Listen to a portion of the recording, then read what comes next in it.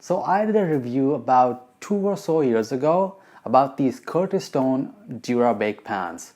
These are the pans 2 years later. So my initial review was more of a first impression kind of thing, just because I had just recently received it and I didn't really get a chance to use it that much.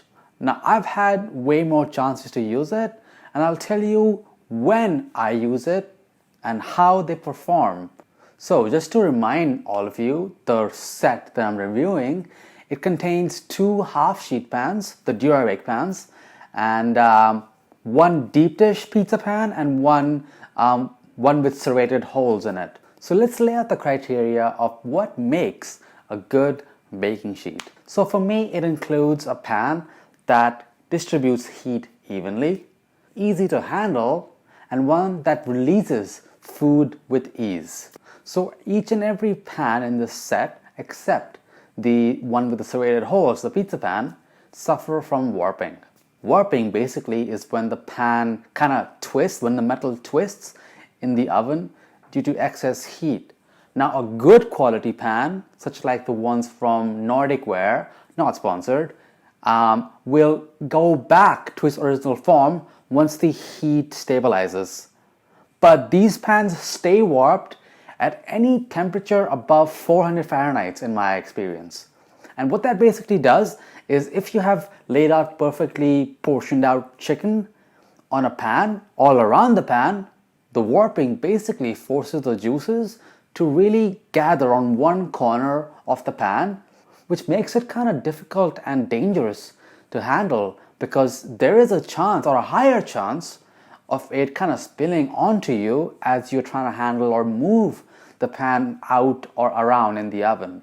But most importantly, it does not lead to well cooked food, because on one side the chicken is raised in the oven, while on the other side it's kind of warped down. So what you end up with is an unevenly cooked dish, and what you have to do really to circumvent that issue is turn the pan 180 every so often to make sure everything cooks pretty evenly. And that gets kind of annoying when you're trying to juggle other stuff if you're making like a more complicated kind of dish. Now when it comes to being easy to handle, I kind of am a bit hesitant when I put a lot of stuff on it, because it does tend to wobble a little bit. The metal is really thin, which is also a pro for this pan, by the way. We'll get to that very soon, but it does kind of make me want to hold it more tighter, just to make sure that I don't drop the pan, or to make sure that it's sturdy basically. Now, good thing about this pan when it comes to distributing heat properly is it gets hot very quick. And I think that has something to do with the thin metal, and that could get very hot, because I do like to sometimes preheat the pan before I bake, but I think that is actually harmful to that non-stick Dura-Bake coating. But I'm not going to change my cooking style just because a sheet pan tells me to. But it has been working great. And let me talk to you about that Dura-Bake non-stick coating. It's awesome. I'm telling you, it is great. I've had some other sheet pans from other companies, and after like a year or two of use, even like I have only medium or maybe even lower than that used, because I usually use a baking steel or a baking stone. So usually, even with that amount of use, that little use, the pans like start turning black on the surface, and you have to like clean it with steel wool, and it gets really annoying to the point that you have to eventually replace your baking sheets. But the coating on this is actually great.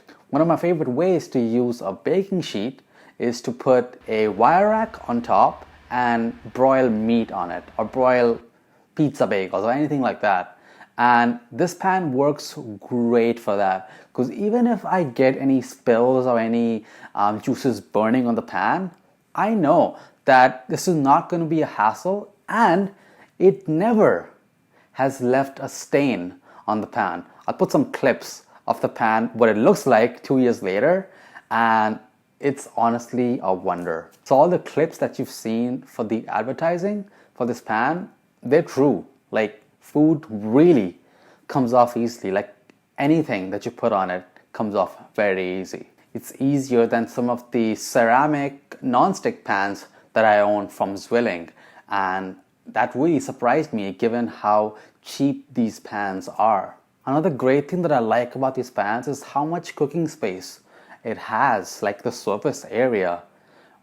This has really allowed me to comfortably make batches upon batches of bread, like burger buns or dinner rolls, and really make sure and be comfortable basically that I can space it out, make it a full batch of recipe, and I know that the pan will be able to fit it even after the buns are done rising in the oven. And that size of the pan really makes it great if you're making meal prep for the week, because you can really organize the ingredients perfectly in that big surface area. But because of the warping issue, you may run into uneven cooking, which I think is the biggest critique for this pan: warping. Please do something for the next few models so we can really stop that warping issue, because other than that, every other thing that I say is basically a nitpick. So I said before that I don't really use it that often, and that's just because I don't really like to bake as much unless I'm broiling something, or if I really have to bake some bread, or if I'm making some cookies, which is very rare in our household. So the pans have not gone through serious rugged conditions. For somebody who uses it on occasion, I would 100% recommend it. But any one of you in the comments below who have had it for a long time and you do use it more often than I do, I would love to hear how the pans withhold that kind of beating. The perforated pizza pan is one of the best things ever. I don't really bake pizza on it because I mentioned that I use the stone or the steel, but to reheat pizza and to make my favorite dessert pizza, that pan is great. No longer do you have to suffer through soggy reheated pizza. Put the pizza on that pan at 350 and within 10-15 minutes it'll be perfect. And finally, I want to talk to you about the deep dish pizza pan. That is great. I think officially it's called the round pan. So I used that pan to make my first deep dish pizza at home, and it was perfect. The most nerve-wracking thing about the entire process of making the deep dish pizza, because if you haven't made it, it's pretty loaded, the steps. At the end of the day, it becomes very heavy, and this is a huge pan, so you can imagine how much pizza fits in this. And when I tell you that pan is heavy, it's heavy. But the pan was sturdy enough to really comfort me that as I'm putting it in the oven or if I'm taking it out, it's gonna hold it, it's not gonna give way. And it was great. Now one thing about it, that red coating that it has, I guess that's the Dura-Bake coating. Same for the other pans, that red coating. It peels off very easily. So be very careful not to use anything other than wood or silicone based utensils on this pan. Now I haven't noticed any issues with that coating peeling off, but again, it is a small area, so probably not enough to make a difference. But I do hope that I didn't eat that coating and I didn't get sick, so I hope it's not poisonous. And yeah, that's my quick review. I would really recommend it to anybody who loves to bake and is looking for a starter kit to really get started in the kitchen and get cooking. Let me know if you have any questions in the comment section down below. Hit that like, it really helps out the channel and the YouTube algorithm. Don't forget to subscribe, hit that bell icon, and I'll see you on the next one. Bye guys.